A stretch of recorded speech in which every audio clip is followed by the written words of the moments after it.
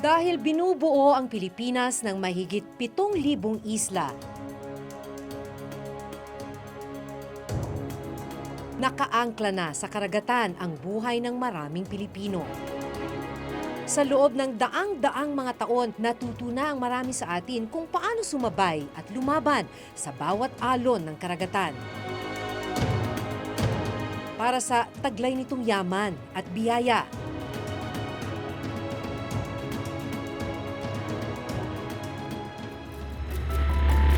Pero sa mga nakalipas na taon, ang karagatan din ang nagmistulang battleground para sa mga pinag-aagawang teritoryo.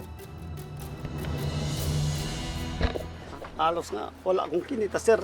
Ito, sa Kalburo, umuwi kami luhaan. Para kaming magnanakaw sa sarili natin karagatan. Sa isang natatanging paglalakbay, sasamahan ng Reporter's Notebook ang ating mga kababayang nakikipagsapalaran sa batas ng karagatan.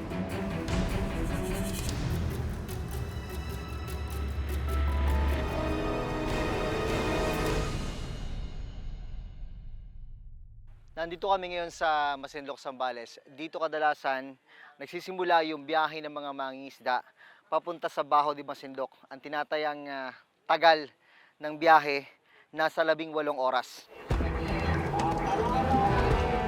Sakay ng malaking bangkang pangisda, sasabayan namin ang paglaot ng grupo nina Mang Delfin Egana.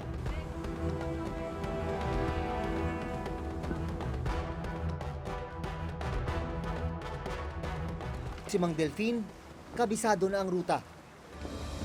Mahigit 100 beses na kasi niyang napuntahan ang Scarborough Shoal na kung tawagin nila ay Kalboro. Bahagi na ng kanilang buhay ang pangingisda sa Scarborough. Katunayan, 15 anyos pa lang daw siya. Isinama na siya ng kanyang ama sa pangingisda roon. Kumbaga, yan talaga yung kabuhayan niyo? Oo, sir. Wala, pagkabata pa ako ganyan ang hanap buhay ko na. Tanda pa ni Mang Delfin ang mga panahong malaya silang nakakapangisda sa Scarborough kasama ang kanyang ama. Tuneto niladang isda rin ang nauuwi nila. Pero iba na raw ang sitwasyon ngayon doon. Pakay kung malaman kung paano nga ba nag-iba ang sitwasyon sa Scarborough. Itong area ng kapitan ng bangka, ito yung pinakamainit dahil sa ilalim, nandun yung makina. Pero si kapitan, may diskarte. Paminsan-minsan, aangat siya at ang gagamitin niya pang pihit ng manibela, ang kanyang mga paa. Kalmado ang dagat. Patapos na ang fishing season sa Scarborough Shoal na kadalasang nagsisimula ng Nobyembre at natatapos ng Mayo. Kwento ng mga mangingisda sa Scarborough Shoal na huhuli ang magagandang klase ng isda gaya ng baon nilang lapu-lapu. Malayo pa ang aming biyahe pero may patikim na ng isdang panghapunan.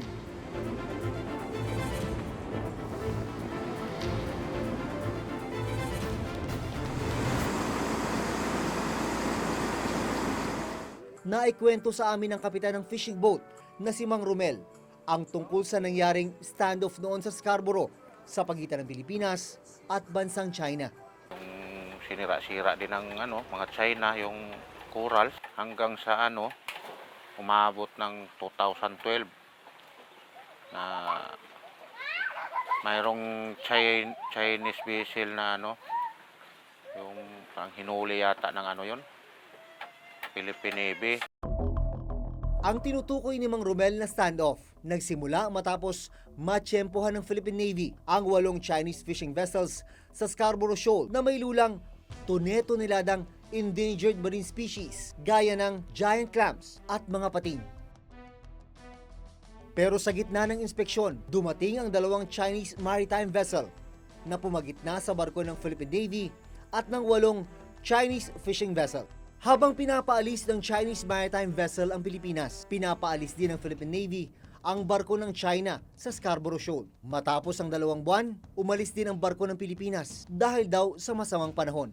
We are prepared to secure our sovereignty. 中国的有关部门已经派出了政府的公务船，前往黄岩岛海域。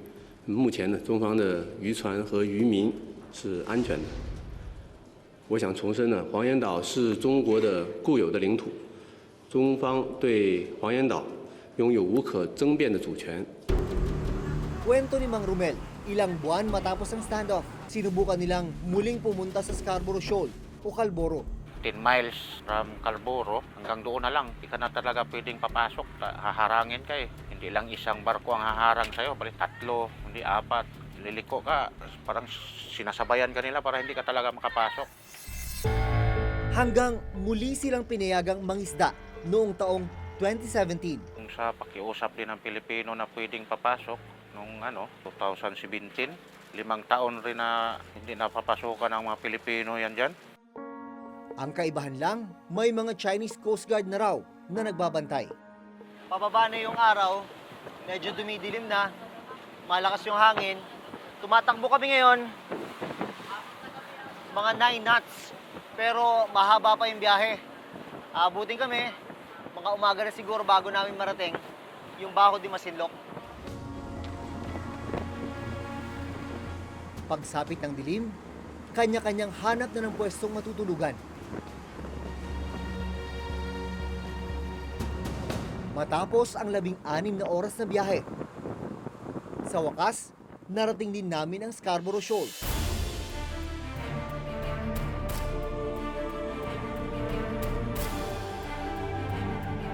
Alas 6 na ng umaga ngayon, nandito na tayo sa area ng Baho de Masinloc.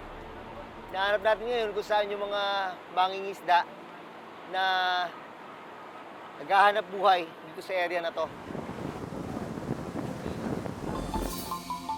Nadatnan namin ang iba't ibang Pilipinong mangingisda sa bungad ng Scarborough Shoal. Ito na yung fishing ground ng mga mangingisda. Ito mga Pinoy na mga mangingisda itong mga to. Dumating kayo dito 26. Pangatlong gabi nyo kanina. Ang ilan sa mangingisda nakipagpalitan pa sa amin ng dala naming pagkain. Baka namin, bigyan ng tinapay, bigyan ng canned goods yung kanilang baka. Wala flashlight kami. Ang kapalit nun, bagong huling isda. Pero hindi pa man kami tumatagal sa Scarborough. Natanaw na namin mula sa malayo ang mga barko ng China Coast Guard. 4 ang aming bilang.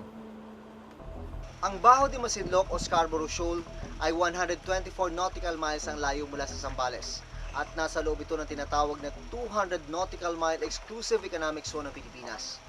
Pero dito, ang makikita mo na kapalibot, hindi mga barko ng Pilipinas, kundi mga vessel ng Chinese Coast Guard.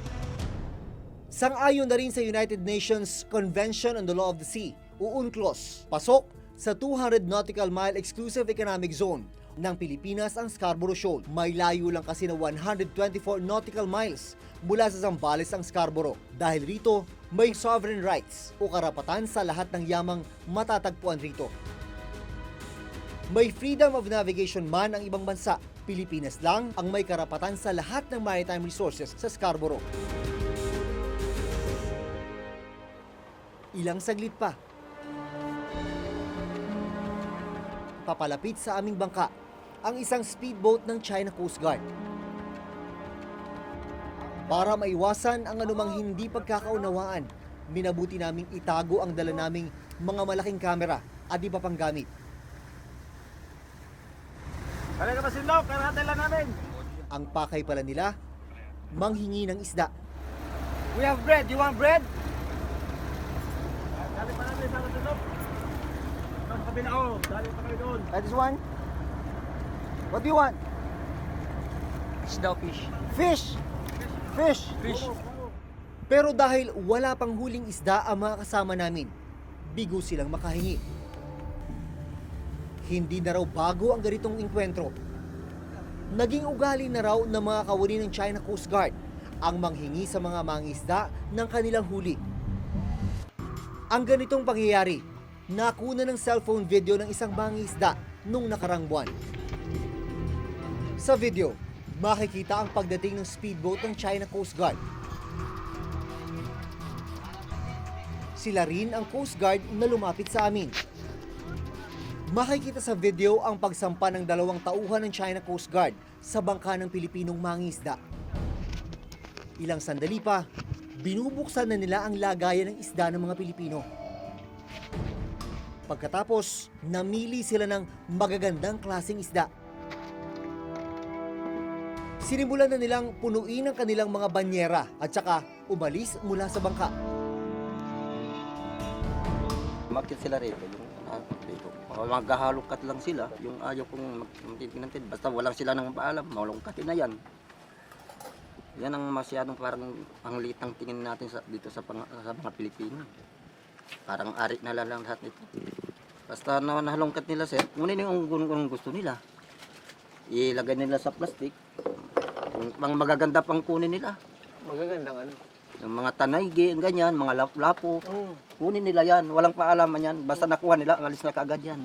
Wala naman kayo magawa. Wala kayong magagawa po sir. Nahihimik lang kami.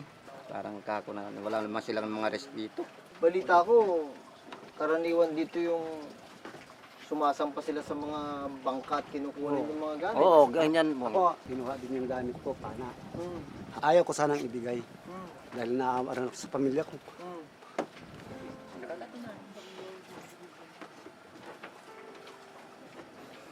Halos nga, wala akong kinita, sir. Ito, sa Kalburo, umuwi kami luhaan. Sa Kalburo, walang kinita. Kaya yun ang ayaw ko. Kailan yan, sir? Itong December, December yan, sir. oh, kinawit pa ako dito sa lig na ayaw kong ibigay yung pana ko. Ngayon pinipirsa nila. Kinawit ako. Anong paano kawit ang ginawa? Automatic nga sir yung kawit nila umuunat pagkatapos pag gumanon, gumagano na. Para siyang kwan. Stick. Oh. Tapos may pang ano sa dulo. Sige, tanong ka rito sa leeg. Dito lang sa damit Sa damit. para hindi ka makatakbo. Bakit lumalangoy ka palayo? Oh. Ayaw kong ibigay yung pana ko Oo.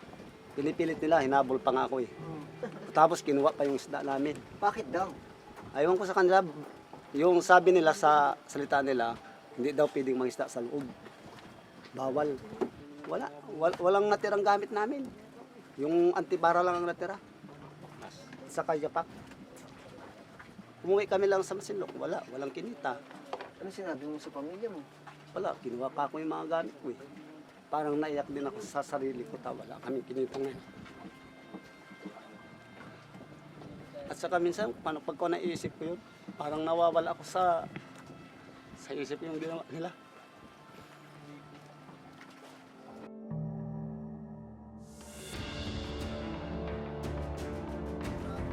Bago abutan ng tanghali, nagsimula na ang mga mangingisda na aming kasama.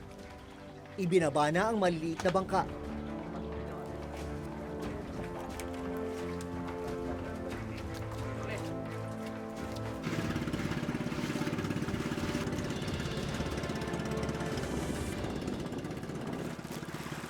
Sa loob mismo ng Scarborough Shoal, mga maliliit na bangka lang daw ang pinapayagan ng China Coast Guard na makapasok. Malakas din alon sa part na to. Yung mga ganitong klaseng kondisyon ng dagat. Isa ito sa mga nagpapahirap dun sa mga kababayan natin mga isda. Dito sa bahagi na ito ng Baho de Masinloc. Dala ang kanilang mga pana at mga pansisid. Sinimulan na nila ang panghuhuli ng isda.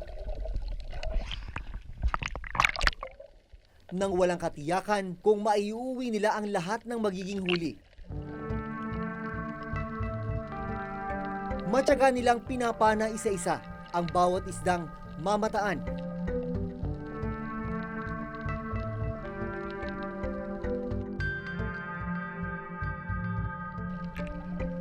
Tibay ng hininga ang puhunan nila.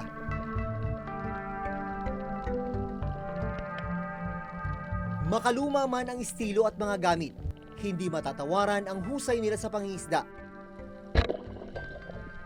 Wow! Unang pitik. Unang pitik. Huli agad. Alam mo kung gaano kayaman itong lugar na to. Masarap yan, sir. Masarap yan.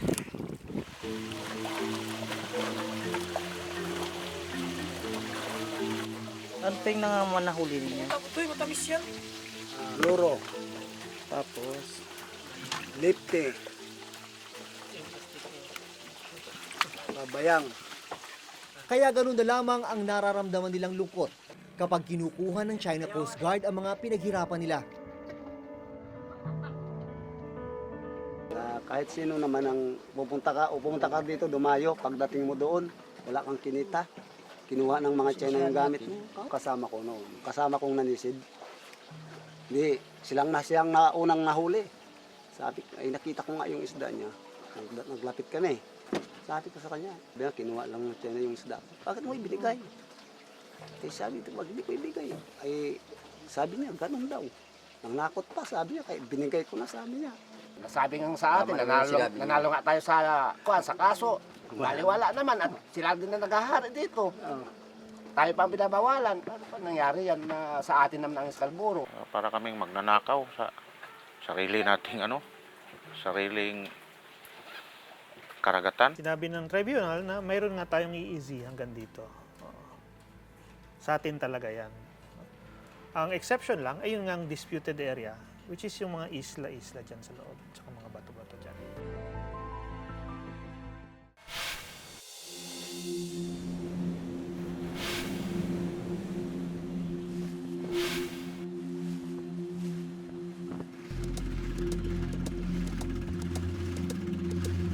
Sa aming patuloy na pamamalagi sa Scarborough Shoal, kiniwento ni Mang Delphine na may nagpapatrolyang barko ng China Coast Guard sa Bukana o tinatawag na Lagoon ng Scarborough. Sa lagoon, pwede sanang pumasok ang mga malalaking bangka gaya ng sinasakyan ni Mang Delphine. Pero hindi ito pinahihintulutan ng China Coast Guard. Ano itong bunganga na to? Daanan po yan. Yan ang tinatawag nilang Bukana. Bukana po. Sino nagbabantay dyan sa Bukana? Barko. Ng? China. So, ibig sabihin, hinarang nila yan. Hinaharang nila pag pumasok ka dito. Kasi babawalan ka nila eh. Dito ka lang eh. Tumatakbo na yung speedboat nila.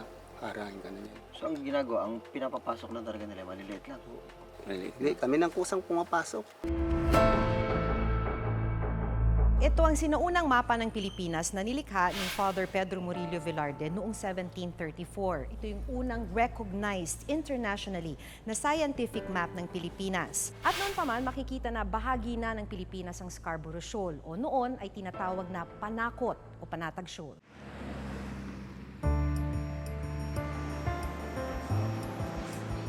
Nang makausap namin ang maritime law expert na si Dr. Batong Bakal, malinaw daw na tayo lang ang may sovereign rights sa Scarborough Shoal.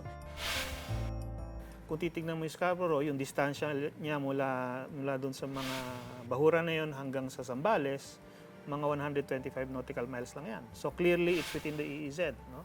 Tayo lang ang mayroong karapatan na mag-control ng paggamit ng natural resources dyan. Tayo dapat ang unang nag-benefit doon sa mga resources na yon. Dahil sa naganap na standoff sa pagitan ng Pilipinas at China noong 2012, nagsampa ang Pilipinas ng kaso laban sa China sa Permanent Court of Arbitration noong January 2013. Malinaw naman yung kung titignan natin ng timeline. No?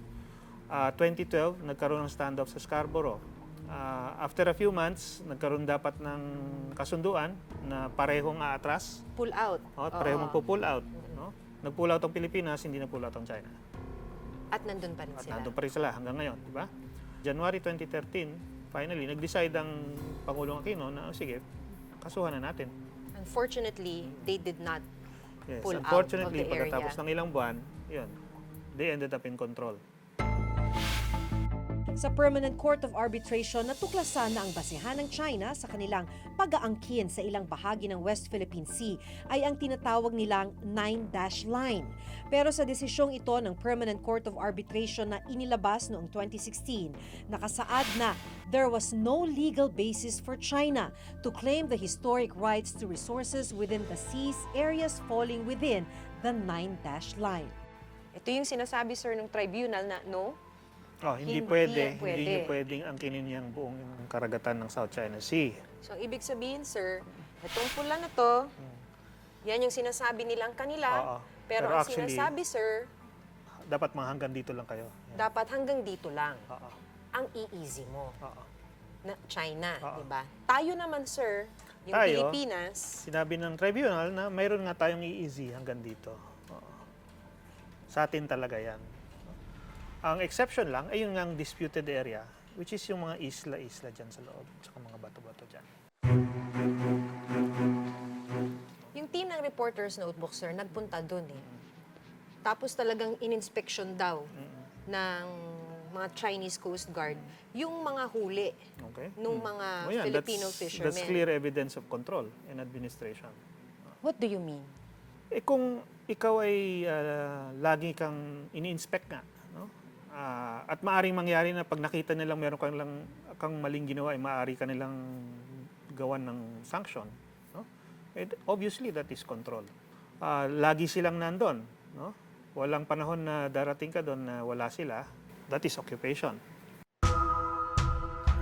Pinakita namin sa presidential spokesperson ng video kung saan nakuna ng ilang Chinese Coast Guard na pinipili at kinukuha ang nahuling isda ng mga Pilipinong mangingisda.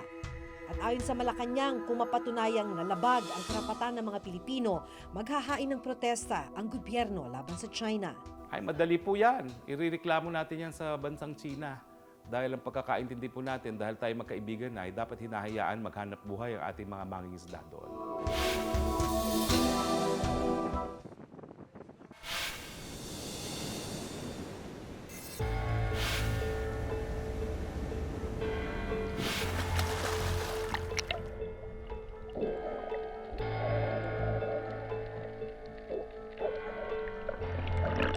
Grabe na yung sira sa ilalim. Kulay ako na. Kanilang mga corals, wasak-wasak. Yan na yung artificial island na nilagay nila dyan.